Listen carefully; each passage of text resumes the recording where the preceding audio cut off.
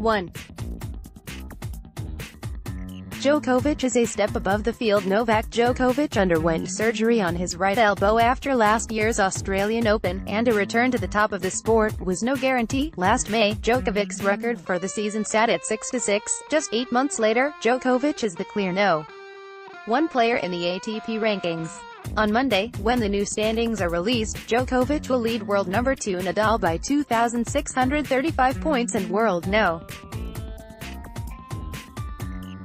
3 Alexander Zverev by 4,480 points. The Serbian has won 36 of his past 39 matches, and 57 of 64 since his 6-6 start to 2018. And perhaps it wasn't that he won the tournament in Melbourne, but how he did it. In the semi-finals, Djokovic lost just 4 games against Lucas Pouille, marking the 7th time in the Open era that a man had lost 4 games or less in a Grand Slam semi-final. Then, with the championship on the line and a legend in Rafael Nadal across the net, the 31-year-old made just 9 unforced errors in 3 sets to clinch a record-breaking 7th victory in Melbourne. It was Nadal's 25th major final, and never before had the 17-time Slam champion failed to win a set. 12 months ago it was highly unlikely I would be holding 3 slams, said Djokovic, who also triumphed at Wimbledon and the US Open in 2018. I just have to be conscious of that, and understand that I'm blessed too. Nadal's injury layoff didn't affect his form. Nobody expected Djokovic to defeat Nadal in straight sets in the final, and that result does not take away from the Spaniard's efforts this fortnight.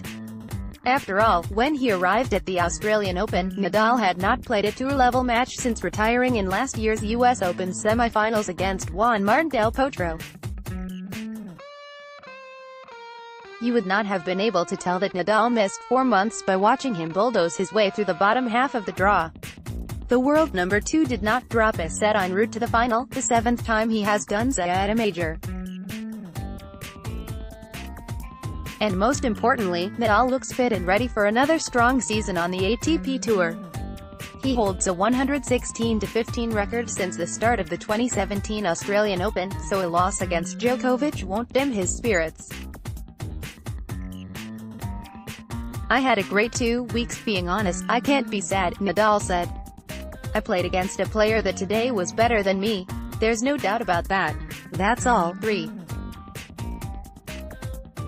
Tsitsipas, TFO-led. Leading the way was reigning next-gen ATP Finals champion Stefanos Tsitsipas, who advanced to his maiden major semi-final. This time last year, the Greek had just 6 tour-level wins to his name. But Tsitsipas stunned Roger Federer in the 4th round and backed that up with an impressive 4-set victory against informed Doha titleist Roberto Bautista Agut before falling short against Nadal.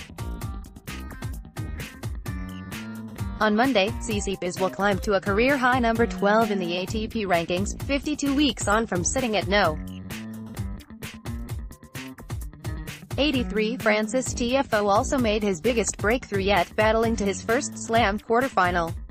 In his first 11 Grand Slam appearances, the American reached the 3rd round just once.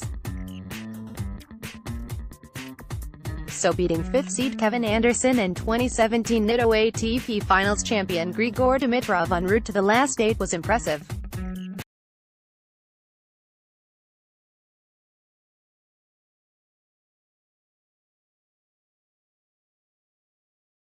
Four. Pouille, with Mauresmo in his corner, making a push entering the Australian Open. Pouille had lost 4 tour-level matches in a row. Less than a year after cracking the top 10 of the ATP rankings for the first time, Pouille was the 28th seed in Melbourne. But with new coach Amelie Mauresmo by his side, Pouille went on a memorable run to the semi-finals, where eventual champion Djokovic stopped him in 3 sets. 2 especially impressive wins came against 11th seed Borna Coric and former world no. 3 Milos Raonic. Pouille had lost all 3 of his FedEx ATP head-to-head clashes against Raonic heading into their quarterfinal. In fact, the Frenchman had not won a set in any of those meetings. but he jumped to a 2-set lead and battled past the Canadian in 4 sets to make his maiden major semi-final. "I'm very happy the way I played and with the way I got into this tournament, this beginning of the year," Hui said. "I think it was the best start possible. It gives me a lot of confidence for the rest of the year." 5. Herbert Maheu make history. Pierre-Hugues Herbert and Nicolas Maheu arrived in Melbourne with an opportunity to complete their career Grand Slam. The Frenchmen had triumphed as a team at Roland Garros, Wimbledon and the US Open.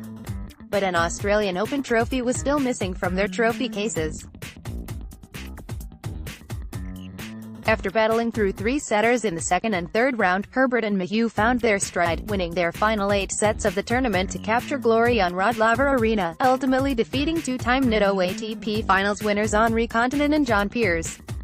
"We knew when we won Roland Garros last year that the Australian Open was the one missing, so for sure it added maybe a special motivation when entering to this tournament.